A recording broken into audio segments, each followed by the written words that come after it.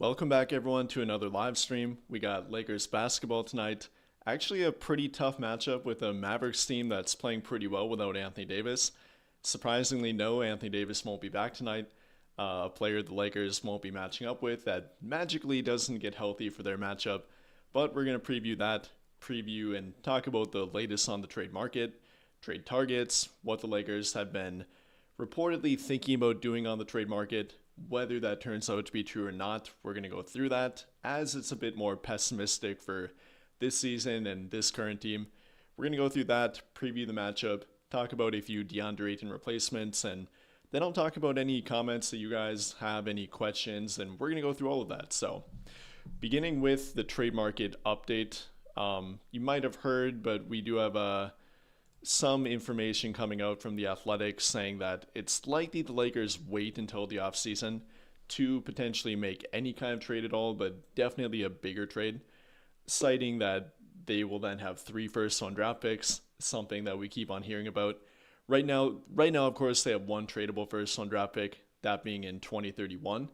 But if they wait until the NBA calendar year flips, that being during draft week in late June, then they will gain their 2033 first-round draft pick and their 2026 first-round draft pick too. I'll pull up my screen here if you guys follow along with me. But again, the report does come from the Athletics, Christian Clark and Dan Weike. Again, saying that it's more likely the Lakers wait until the offseason to explore any kind of major roster upgrades, and even though that they're trying to win right now and that they're trying to build around Luka Doncic, citing that they have more needs than they could probably address during this year's NBA trade deadline. Athletic ability, shooting, defense. If they're trying to replicate what Luka had in Dallas in that 2024 Mavericks team, might be a bit tough to get that immediately right now. Might be a bit tough to build that team this season, so maybe looking more at the long-term outlook. Again, definitely not guaranteed, but that is the latest update, the latest report, at least from a reliable source anyway. However, we do have many other conflicting reports saying that the Lakers are linked to trade targets and are continuing to scour the trade market. For example, they've been linked to a Brooklyn Nets trade in the past week involving players such as Michael Porter Jr. and Nick Claxton even. So potentially if they make a trade right now, it's still on the table. Maybe less likely they make a bigger trade at this point, but definitely don't completely rule out a trade.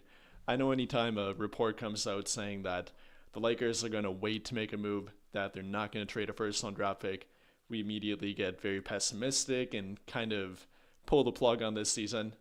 But, we heard a lot about that last season too. Maybe not as much compared to now, and maybe didn't make as much sense then compared to now.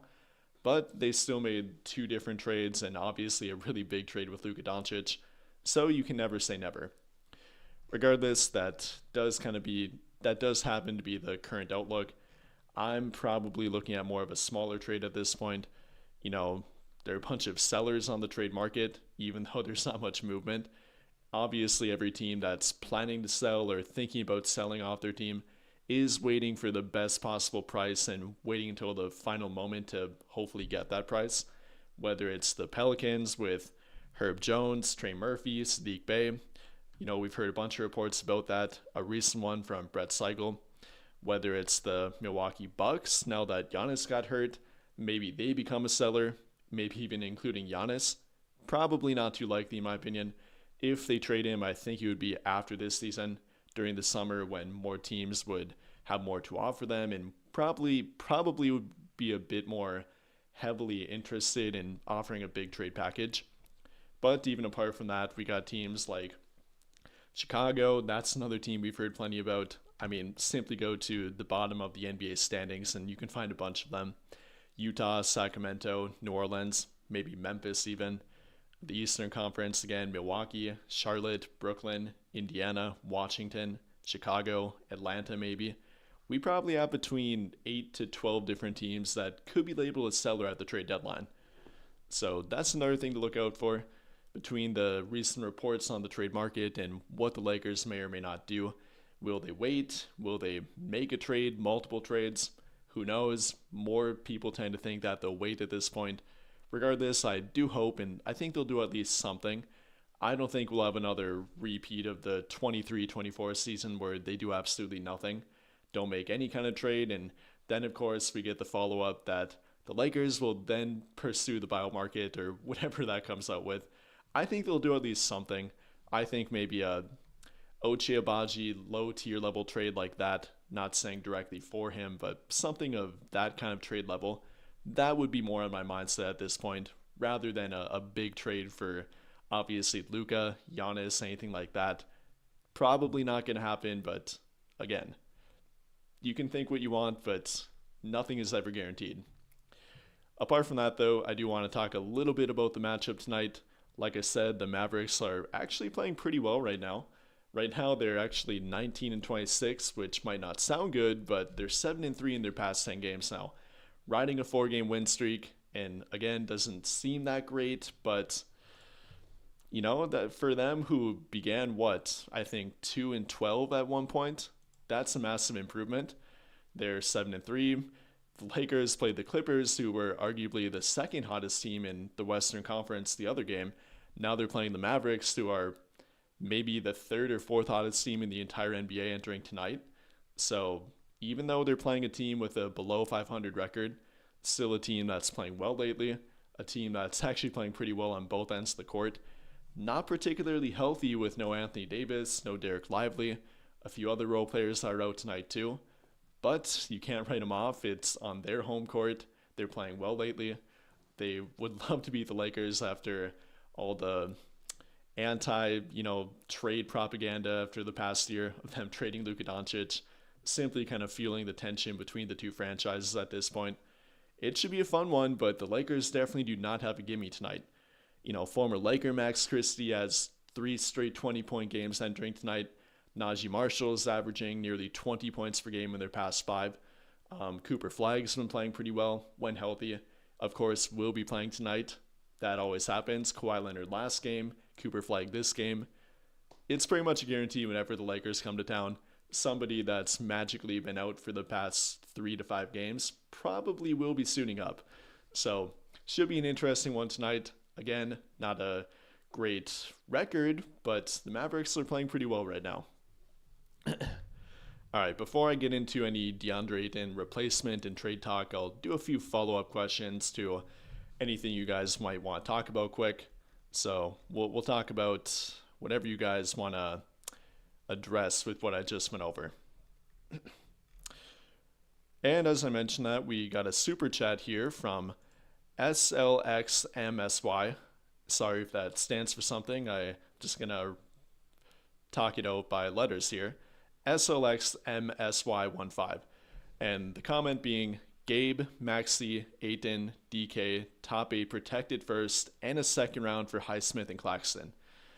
I guess I can pull up my trade machine and I'll see if that would definitively work with your trade idea. So what you had to say again, let me actually go back to that. Gabe, Maxey, Ayton, and Dalton connect, and a protected first and a second for Highsmith and Claxton. Interesting. Okay. Let's pull that one up. Let me get my trade machine out here. Okay. Gabe Vincent, Maxi Kleber, Deandre Ayton, and Dalton connect for Nick Claxton and Haywood Highsmith. Outgoing, incoming.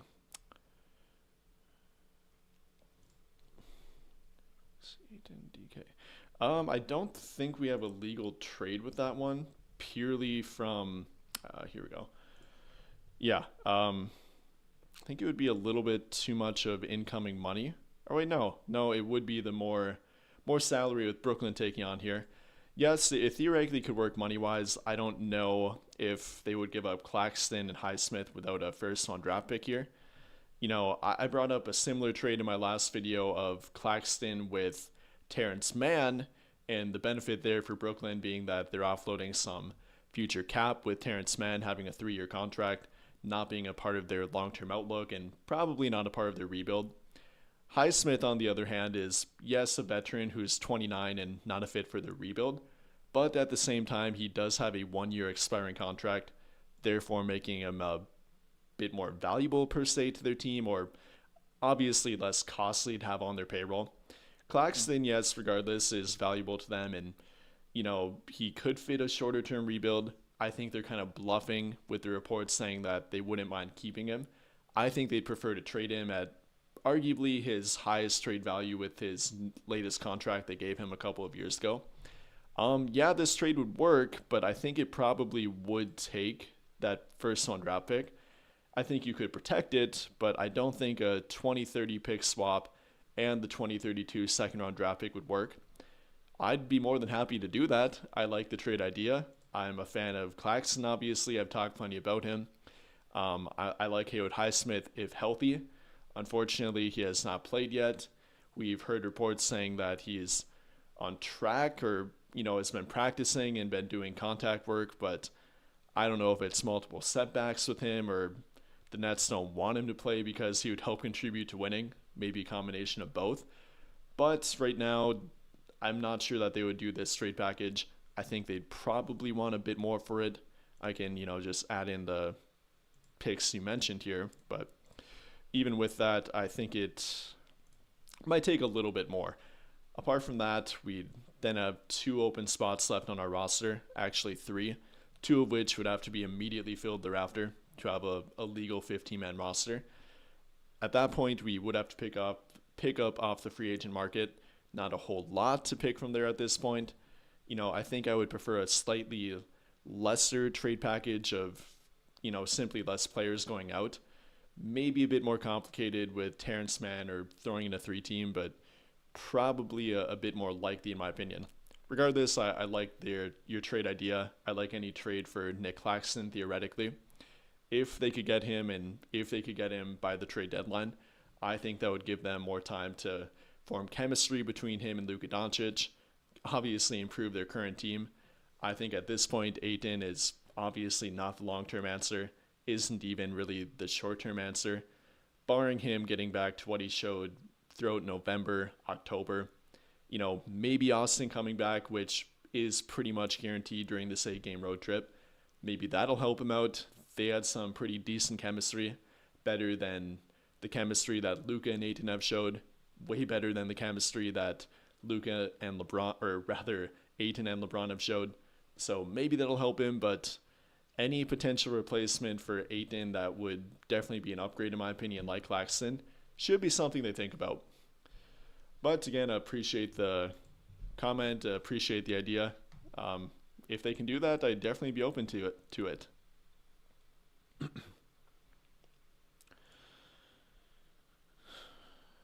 Okay. Interesting. I feel like a lot of people are not going to agree with you here, but the comment here is, am I the only one who feels Gabe can be a real playoff game changer? We've seen it before with Gabe. He's one of the few role players on their team that has shown something in a actually deep playoff run all the way to the NBA Finals. But then again, that was a very different Gabe Vincent. That's a guy that's 3 years removed from that at this point, a couple of knee injuries removed from it, a guy that doesn't quite look like that guy anymore, unfortunately. I wouldn't completely rule it out. Unfortunately, he didn't really do anything last season in the playoffs for them. He actually was fairly healthy last season, playing in 72 or 74 games, I think. I wouldn't completely rule it out. I think myself, along with 99.9% of the fan base, have been pretty disappointed in Gabe this season. Not only with the defense and the inconsistency, the injury and not playing that much, but at this point, I think they view him more as an expiring contract, and he might not get the opportunity to play with their team in the postseason. But can't completely rule it out. All right, we have a few more super chats here. The first one from 7 Days Sports Pod 3. Appreciate it, my guy. The comment being, like your show. Side note, how long have you had your channel? The Lakers need to get MPJ and Terrence Mann, Wiggins, or Herb Jones and Alvarado. Okay, beginning with that, appreciate you liking the show, appreciate you tuning in. How long have I had my channel? I don't know how long ago I made it, but I've been uploading since mid 2020 when COVID came around. That's when I think myself, along with a bunch of other people, got bored and simply tried some stuff out. For me, it was video creation, content creation. So, actually going on 6 years now, it's crazy to think about, but I was one of the COVID channels that came out and luckily got some people to listen to me. So, nearly 6 years now at this point. Then for the actual basketball part of your comment, the Lakers need to get MPJ and Terrence Mann, Wiggins, or Herb Jones Alvarado. Yeah, the Brooklyn targets with MPJ and Terrence Mann. We've heard them be linked to both of them, more so with MPJ lately. I think that would be a very fun offensive fit.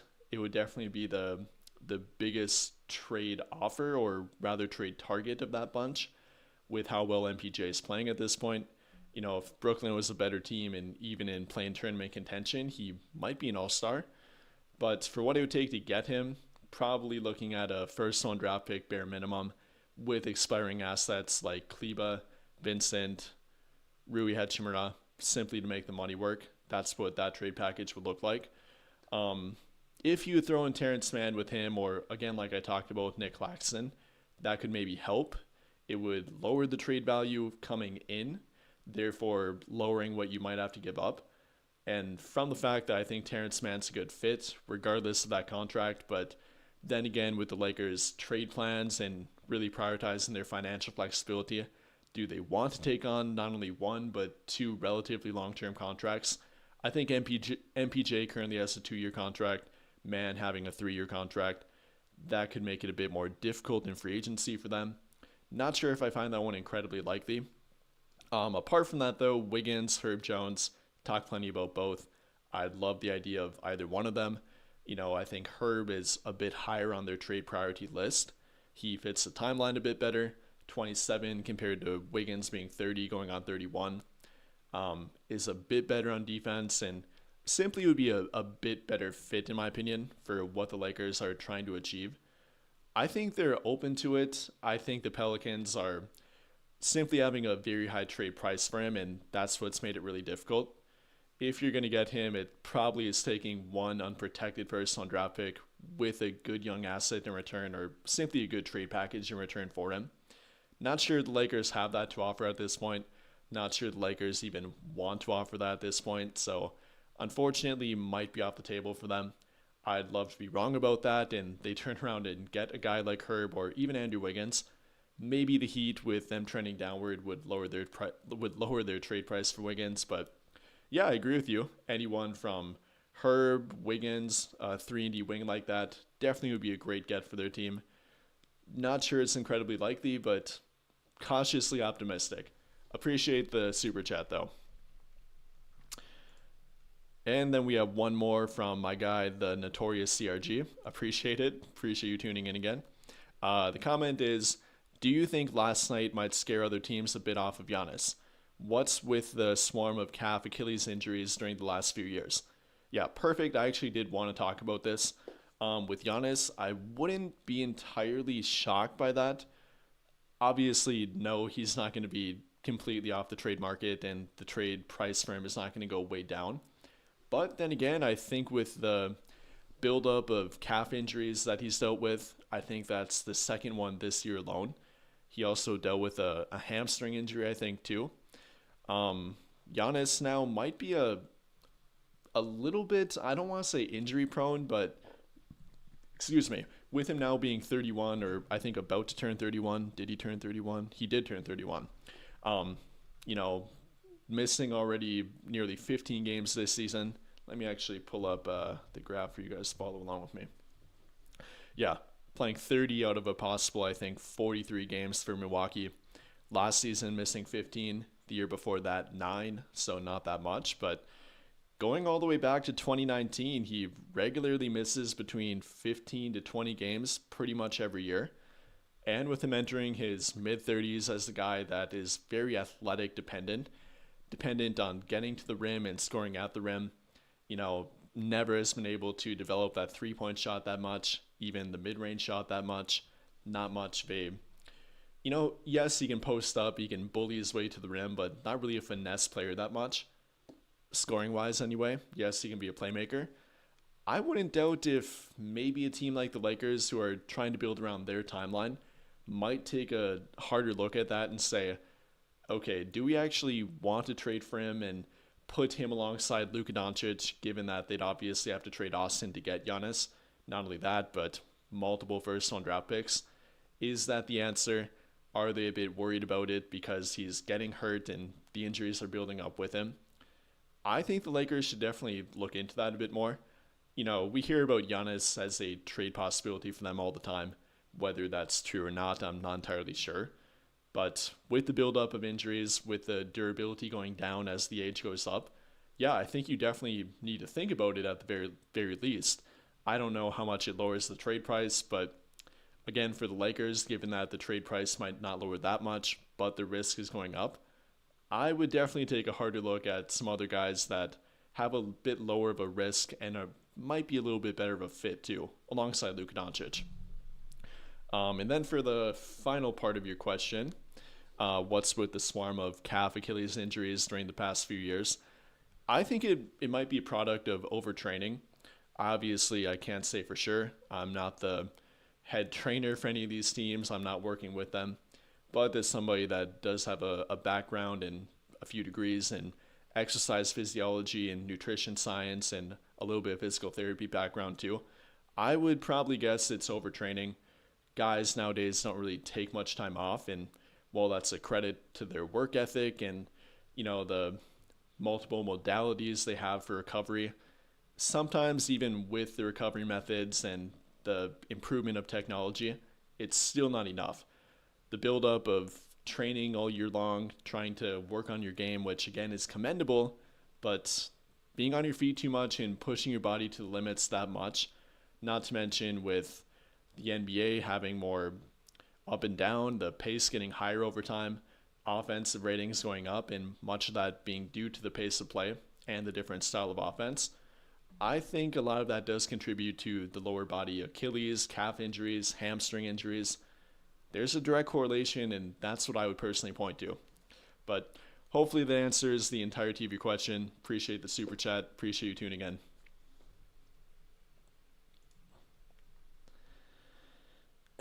All right, I'll get to a few more comments, and then I'll go on a little tangent about Deandre Ayton.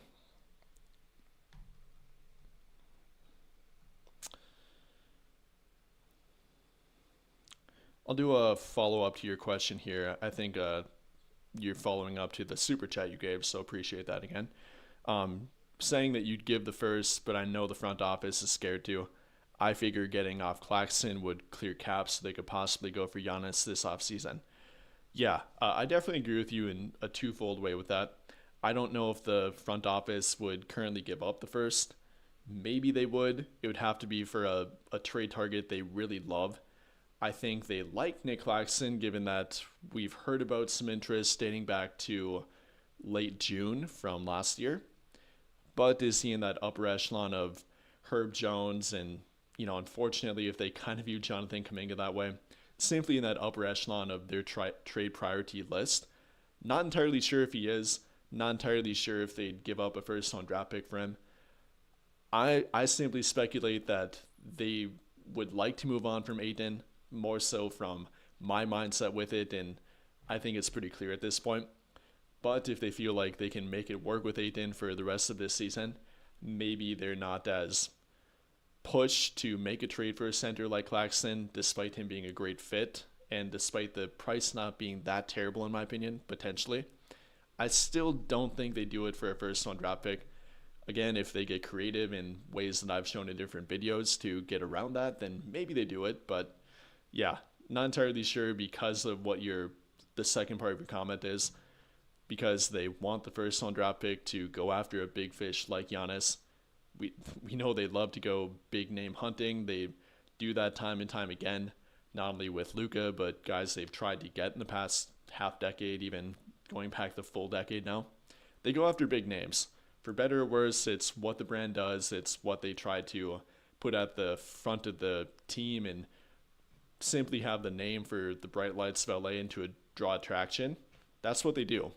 So even if Giannis isn't the best target for their team, even again, going back to what I talked about with the injury risk with him and him entering his mid 30s, wouldn't doubt if they'd go after a guy like Giannis.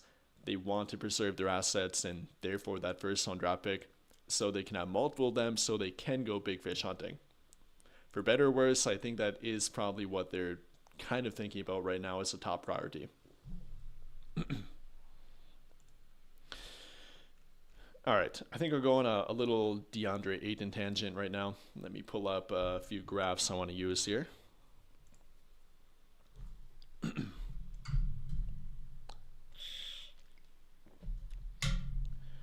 All right, I got my Deandre Ayton graph pulled up. Actually, let me correct one thing on it.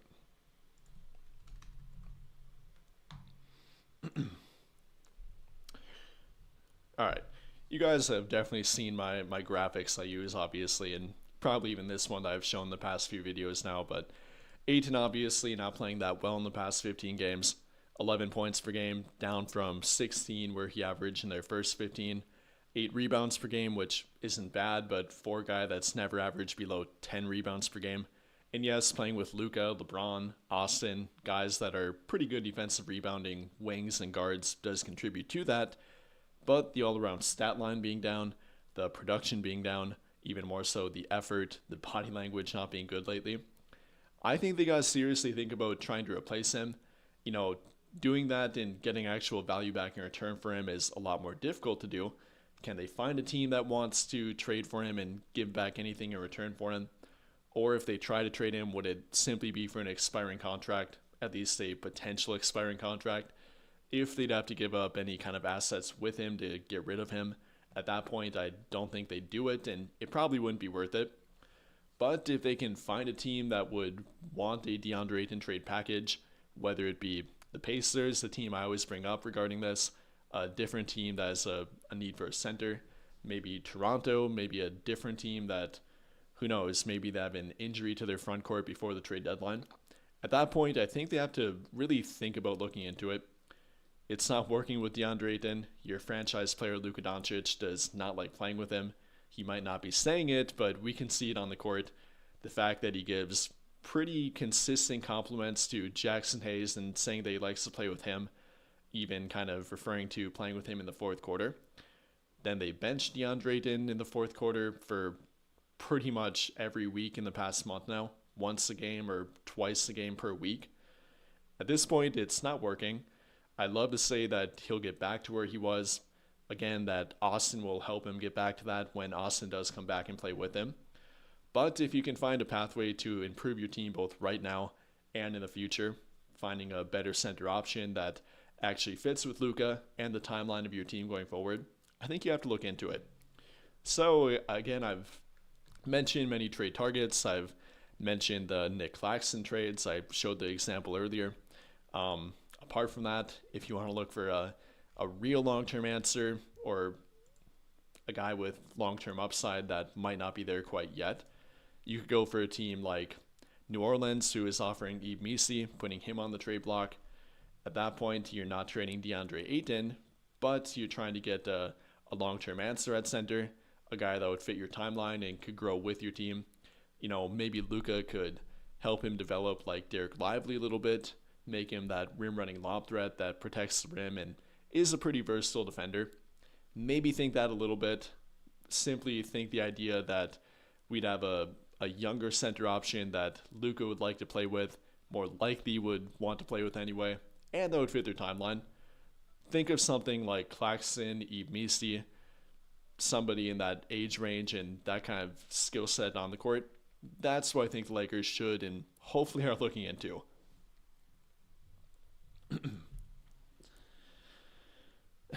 All right, a few more comments here. We have another super chat from the notorious CRG. Appreciate it. LBJ, genetic freak, 23 years, no serious injuries. Yeah, I don't know what LeBron has done over the course of his career. I don't know all the supplements, the training programs, the recovery modalities that he's all done. I think a few of them have been revealed, but what he's all managed to do to keep himself relatively healthy. Yes, there have been a few calf injuries, a few groin injuries in the past half decade now, but never a torn ACL, never a torn Achilles, never anything torn, never anything really that bad. I don't know how he's done it, but it's a testament to his commitment to keeping his body healthy, his commitment to doing the things that work for him. Yeah, it's truly a one of one thing you can point to. I think genetics obviously play into it. The fact that he can run and jump like he does at 41 years old now, you're probably never going to see that again. If that's all completely natural, which I really hope and think it is, then salute to him. That's one of one.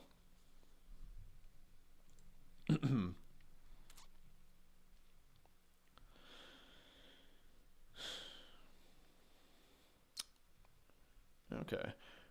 Interesting. Yeah, this will be probably not as hard of a choice as it maybe would have a couple of weeks ago, but during the past few games, I think we've seen that Marcus Smart has been given the way bigger priority over Jake LaRavia. Smart is finishing games for their team pretty much every game for their team that they're in the game during the fourth quarter. LaRavia is sometimes in there, other times not in there. Last game, he didn't play much during the fourth quarter, or maybe I'm thinking of a couple games ago, but regardless, I think it will be Marcus Smart.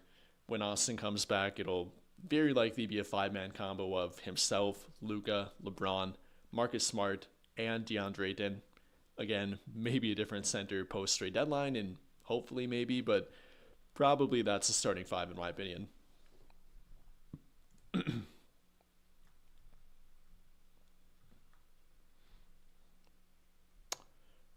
live comments.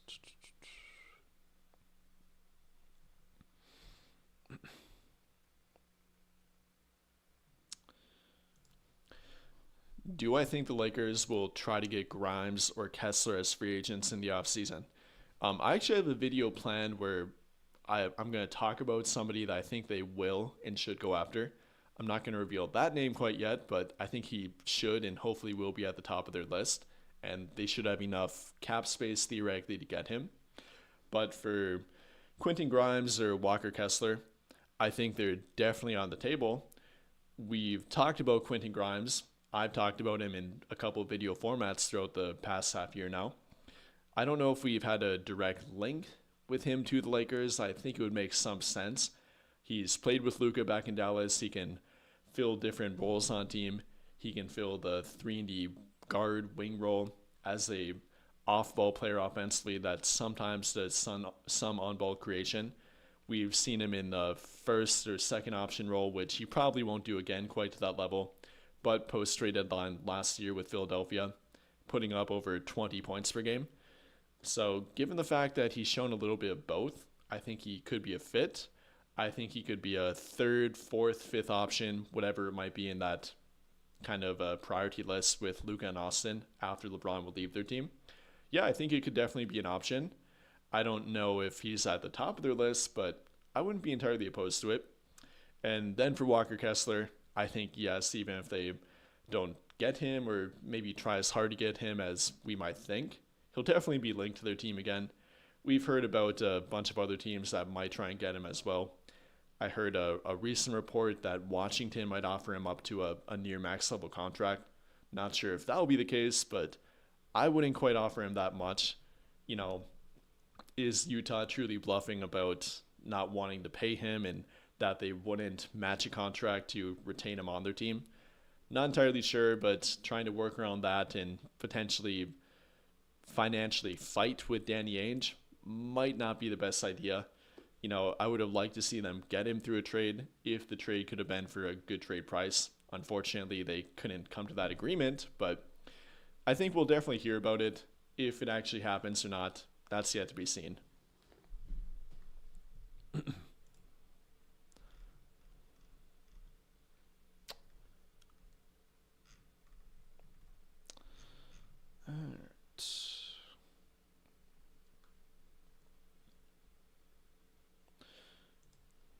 Do a few more comments here.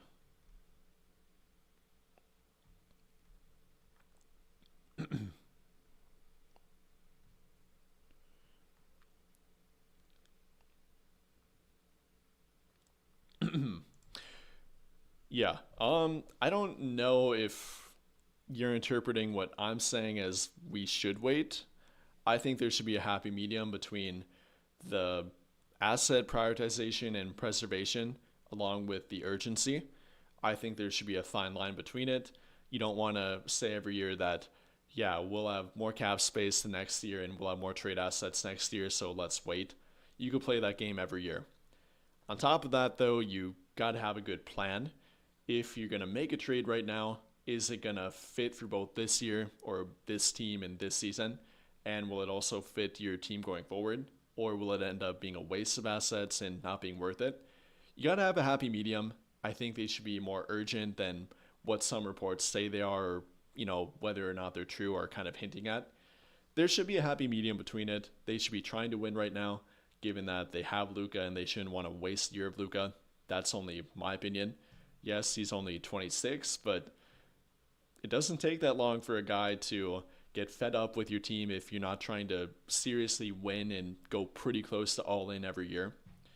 We've seen it happen time and time again with multiple star players that don't like that and they end up leaving, or there's a fallout between them and the front office and ownership because of it.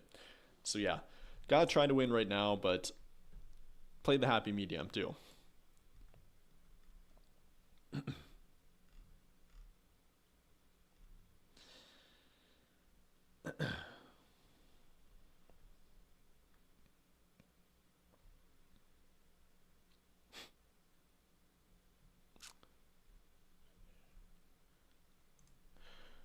Yes, Hayes does have the same agent as Luca.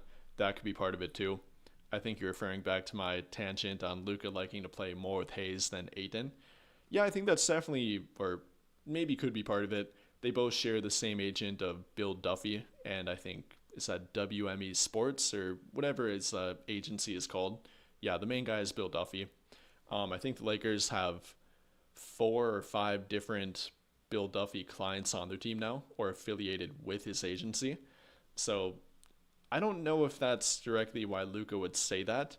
I think it's much more about the chemistry they have and the skill set of Hayes compared to Ayton. Being more athletic is a much better lob threat. That's pretty much the main thing that Luca likes to play with for big men. I think he'd much rather look for a guy that's trying to roll hard to the rim and be that lob threat every time, rather than Ayton, who would probably prefer to get it in that short mid-range game and push up a little floater or mid-range shot. He'll kind of go back and forth between stopping there or rolling hard all the way to the rim every time. I think that's what it more comes down to. On top of that, then on defense, Hayes, even though, yes, he does have flaws and can be a little bit too much on defense sometimes, he can get into foul trouble and make some bad IQ plays here and there. Regardless, he does play harder than Deandre Ayton. The effort is never in question with Jackson Hayes. I think Luka likes to play that. He likes to have a guy like that behind him. I mean, what guard wouldn't? Especially a guard like Luka who takes on a massive offensive burden. You want a guy behind you that is going to try to make the play if you let a guy by you, is going to pick up for you on defense, and so on and so forth. I think that's what it's more about rather than simply the same agent. But yeah, it does factor in too.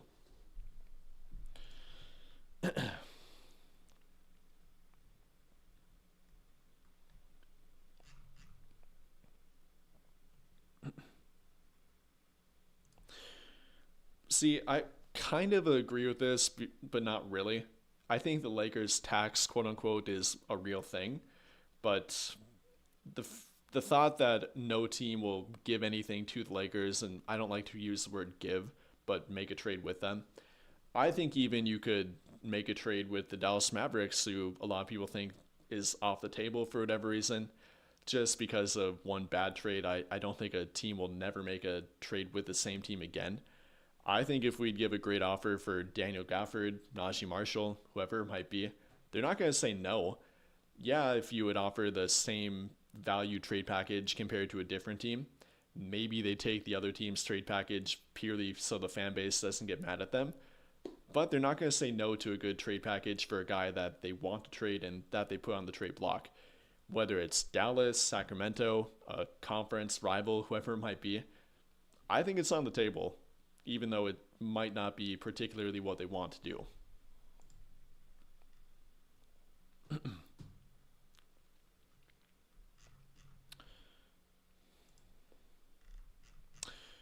Yeah, with the agent talk, Ayton does have the same agent too. So not really a huge debate there if Luca would rather play with Hayes purely because they share the same agent.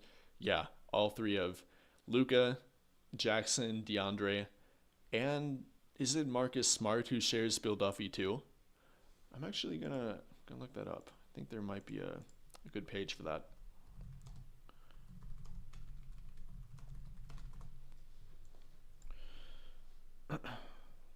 Um,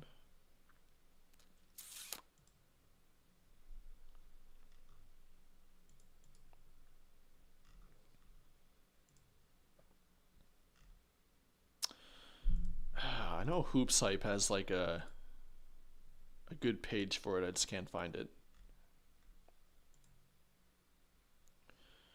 Pull up the Bill Duffy.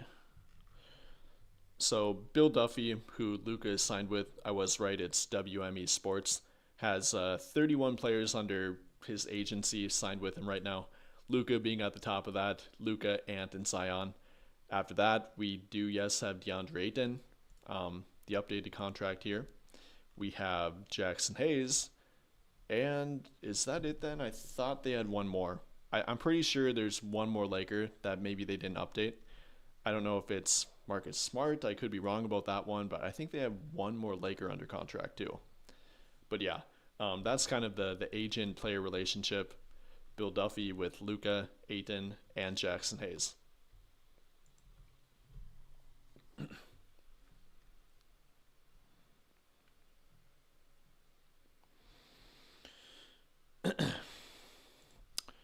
How do we feel about RJ Barrett? Could be on the trade block and got the same agency as Luca. Yeah, the agent connection again, but I don't really love RJ Barrett as a trade target. Isn't that 3 and D fit that I think they need at this point if they're going to trade for a guard or a wing. I don't think he'd be a great long-term fit alongside Luca and Austin. Not a particularly great off-the-ball player. Yes, he can be a 20 to 25 point per game kind of guy, but do the Lakers really need another guy like that? I think if anything, they want a guy that complements Luca and Austin, even LeBron if he would come back for another year. Probably not very likely, but RJ Barrett's not quite that fit. I would again point to a guy like Quentin Grimes who does fit that a bit more. All right, we got another super chat here from Galjohn8506. Appreciate it. The question being, what if we tank this season for a higher pick? Again, with what I was talking about with Luca and wasting a year with him, I think trying to tank, especially when you're currently 9 games above 500, when you're 43 games in, that would be a pretty bad look. Barring Luca and Austin and LeBron getting hurt, I don't think there's any way the Lakers would tank. Yes, I think it could help their draft pick odds, and that would give them a higher value draft pick, even a higher selection if they want to keep it. But side note, I do think they plan to trade it.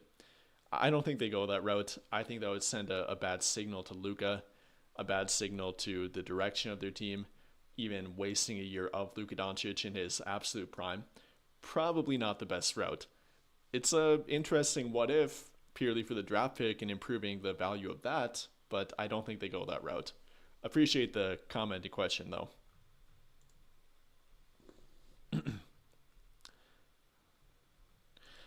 And yeah, I think that's a good simple way to put it. Luka will never tank. He won't accept it. Even when the Mavericks tanked after the 2023 trade deadline, after they got Kyrie Irving, and both Kyrie and Luka kind of got hurt. Luka did not want to sit out. They had to absolutely force him to. They really begged him to sit out, I think. And they got the draft pick, and it worked out for them. But I think they took Derek Lively with that, if I remember correctly. But yeah, I don't think you're going to get Luka to do that again.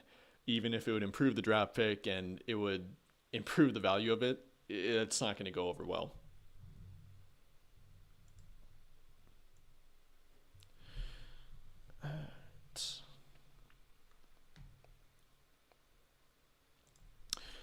Yeah, I think that's a good way to put it too.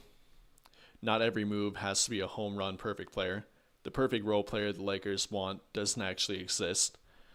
I don't know if I would say that per se. If I kind of agree with you that there's not one specific role player that would fit every little need they have. I don't think that's possible, given that they have a need for a 3-and-D wing. I think they have a need for more three-point shooting. They have a need for more defense and a need for a center. You're not going to get that all in one. There's not a player that can fill every role for their team just in one, even one specific trade with multiple players in return. The closest, again, I could think of in what I showed lately is the Nick Claxton and Terrence Mann trade. You get a center that fits the timeline and the needs of your team while getting a 3-and-D wing like Terrence Mann, who, yes, does have a not-so-great contract. Probably the best you could do with it. Other than that, if you could somehow pull off a trade for Herb Jones and Yves Missi, that would be a way to do it too. But yeah, not a one specific player that will fill every need that this team has and even that their team doesn't have in general. Yeah, it's going to take multiple moves that probably won't happen all in one or even all in one trade deadline.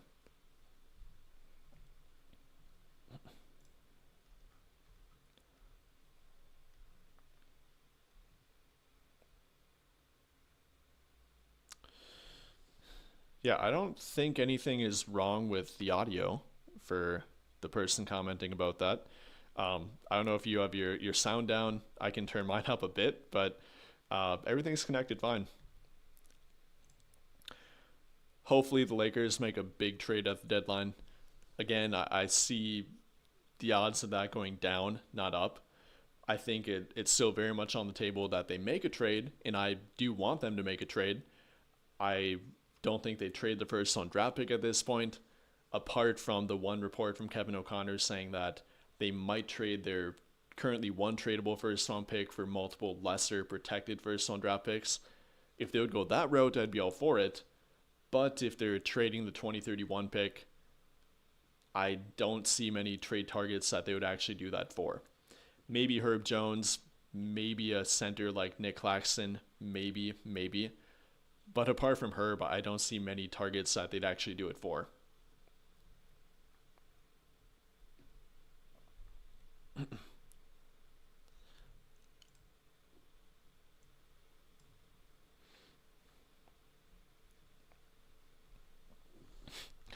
Lots of comments about you think the Lakers won't do anything.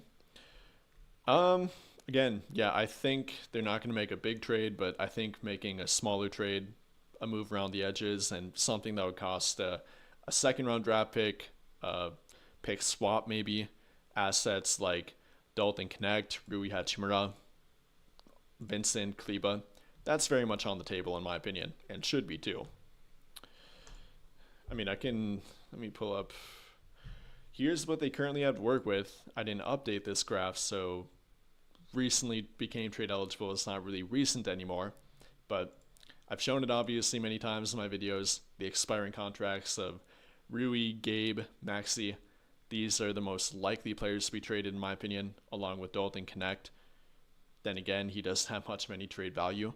Simply, if you're working with a rebuilding team that wants expiring contracts to clear their future payroll and do what a rebuilding team does, then these are the guys that they're going to want. We don't have much of the draft compensation that they want. Excuse me. The 2031 first round draft pick, the 2031 second round draft pick, and then future first round draft pick swaps with Luka Doncic on the team. They're not that valuable. Maybe in 2032, but you don't want to trade that one. Maybe in 2030, the only one that they probably would pick swap through a trade. That's probably their only valuable pick swap in 2030. So what we have on the table right now for trade assets is not particularly great. I don't think we could get anywhere close to a star player, even a borderline all-star at this point. At best, you're getting a high-quality role player like a Herb Jones or Andrew Wiggins again.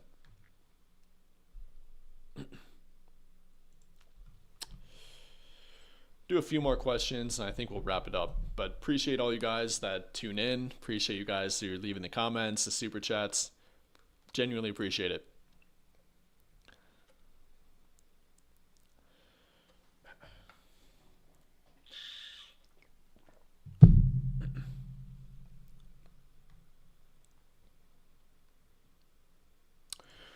Yeah, I've seen the word consolidated, consolidation trade, move around the margins, whatever way you want to put it. That's a good kind of route. I think a good happy medium again, if they would take that. Trading the expiring contracts and not trading the first round draft pick. See what you can get for that kind of trade package, maybe then a couple smaller trades. That would be the happy medium to say, hey, we're not giving up on this season. We're trying to improve the team, but not at the cost of completely giving up the entirety of our trade asset pool so we can't make a bigger trade going forward. Where our future direction is heading, our team going forward doesn't include LeBron, so we're waiting to get more trade assets to build the best possible team next year when we can with the most trade assets that we'll have available. Yeah, that's probably their mindset if I have to be honest.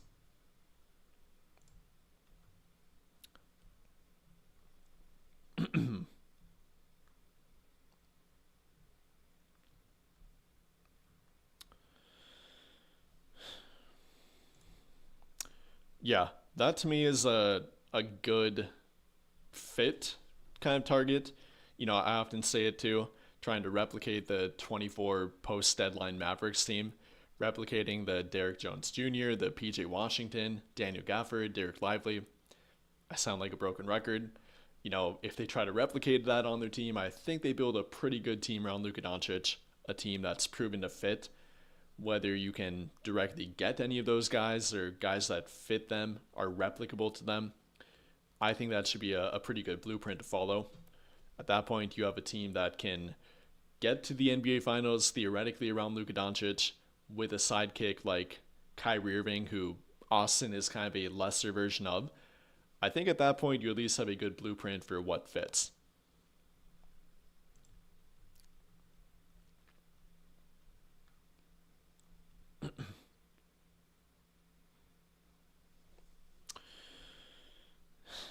You feel like Deandre Ayton is not really motivated to play for the Lakers. His rebounding has been invisible, been disappearing for over a month and a half. Yeah, I don't know if it's a motivation just with the Lakers, but if you look back on the entirety of his career, it's kind of been everywhere, unfortunately. When it comes down to it, I think the guy simply cares a whole lot more about offensive involvement, putting up points, numbers in general, than he likes to admit. I mean, after LeBron came back and the shots for him went down from 11 field goal attempts to now 8 or even fewer than 8 per game, he pretty much immediately complained. So, hate to call him a hypocrite, but that's kind of what he's looking like at this point. Not getting the touches he wants, not getting the offensive prioritization, directly leading to a lack of effort, a lack of caring, disappearing, getting benched in the fourth quarter. Yeah, it's unfortunately that's kind of what it points to with DeAndre Ayton. Wish he proved it wrong, and he was for a little bit there for a couple of months, but unfortunately, habits are tend to be repeatable, and that's the case for DeAndre Ayton. How do I feel about Chris Paul? I think Chris Paul would want to join their team. He's made it pretty clear that he doesn't want to move away from LA in his final year, and given that the Clippers already kicked him out, the Lakers are the only other LA team available. They have a current roster spot open. They technically could fill it, but they don't have a need for a point guard. They don't have a need for a short guard that isn't a good defender, a guy that is not a great off the ball player and a defensive impact player. So, not really what Chris Paul would be for them, or I guess he would feel the bad part of that. Yeah, he would give some good veteran leadership, and I think he would help some of the young guys in their team develop. But unless they would trade Gabe, maybe another ball handler on their team too, I really can't make a good case for signing CP3, even though I like him and appreciate the career that he had.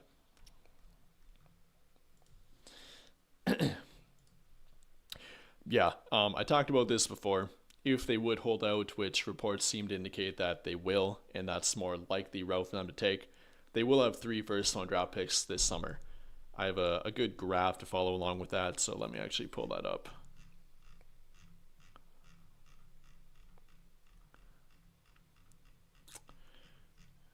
Give me a second. I have way too many graphs saved. All right.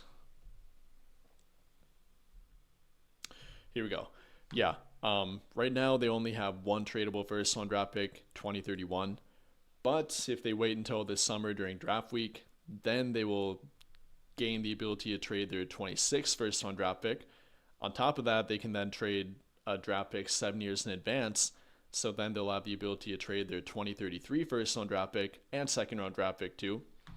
On top of that, if you would trade one of those draft picks for more draft picks in return, if you would trade it for a 2027 first round draft pick, it does not even have to be their first round draft pick. That would then make that draft pick obviously tradable, potentially their 28 first round draft pick tradable, if they would also get a 29 first round draft pick. So yeah, there are plenty of options for tradable first round draft picks if they wait, even if they would trade one of their currently trade eligible first round draft picks, and that's only in 2031, for multiple lesser first round draft picks.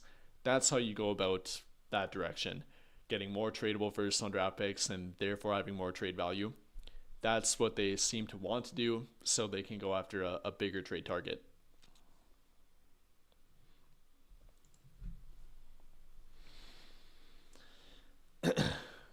All right, one or two more questions. I think we'll wrap it up.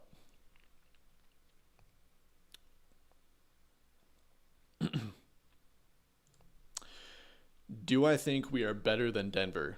We just beat them pretty handily in Denver without Reeves, and they can't guard Luka.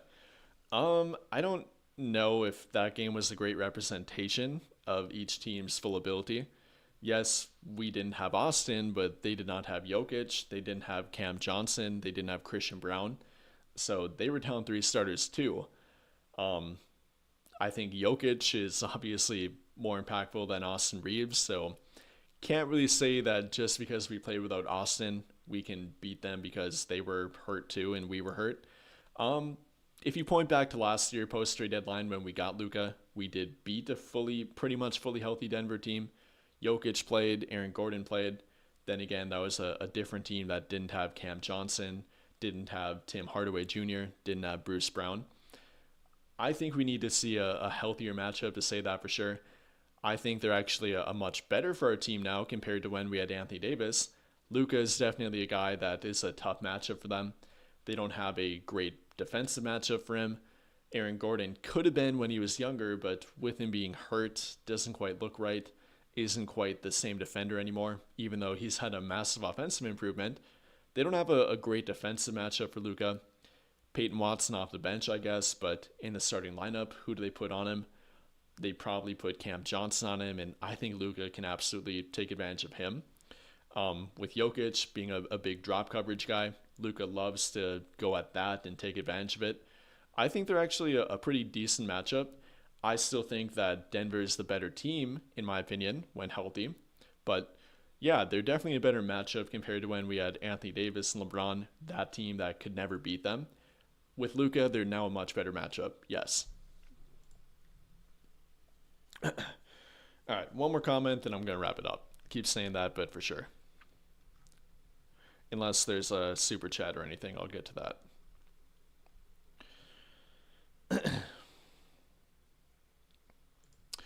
Yeah, just to clarify, they only have 3 first-round draft picks for about 16 hours until they have to draft that player. Yeah, it's not for very long, but during draft week, even though it would technically be before they could officially trade it, they could make a commitment to trade the first-round draft pick. They even did that with the Dennis Schroeder trade with Danny Green. They did trade the draft pick, or it came out before they could officially finalize the trade because they couldn't officially trade the draft pick, which later did become Jaden McDaniels, by the way. They could do that again. They could make a trade during draft week, even though they can't trade the first-round draft pick yet. But yeah, they don't have it for very long. If they're going to trade their 2026 first-round draft pick, they do have to make a trade pretty quick. So if they do that, they do have to make their plans for it. But yeah, for a brief time frame, they do have 3 tradable first-round draft picks: 2033, 2031, and 2026.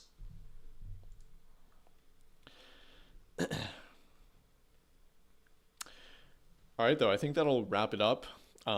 Unfortunately, if you came in late, I did do a bunch of my coverage about the trade market stuff, Deandre Ayton tangent, Lakers Mavericks preview.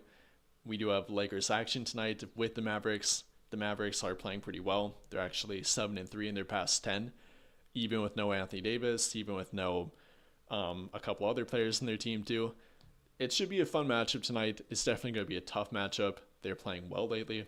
Former Laker Max Christie's playing well. Najee Marshall's playing well. Cooper Flagg's been playing pretty well.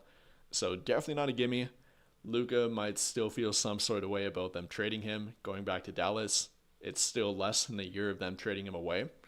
So hopefully Luka goes out there and drops 40, 50 points tonight. Hopefully the Lakers get a 20-point win so we don't have to sweat throughout the entire game. But got Lakers basketball tonight, hoping for a W, hoping for a trade within the next 13, 12 days here. The trade deadline's coming up. So a lot to anticipate, but appreciate you guys tuning in. Appreciate the comments, the super chats, the viewership in general. Genuinely appreciate it. Hopefully you enjoy the rest of your day, rest of your night, wherever you might be. And hopefully the Lakers get a win tonight. But appreciate it again.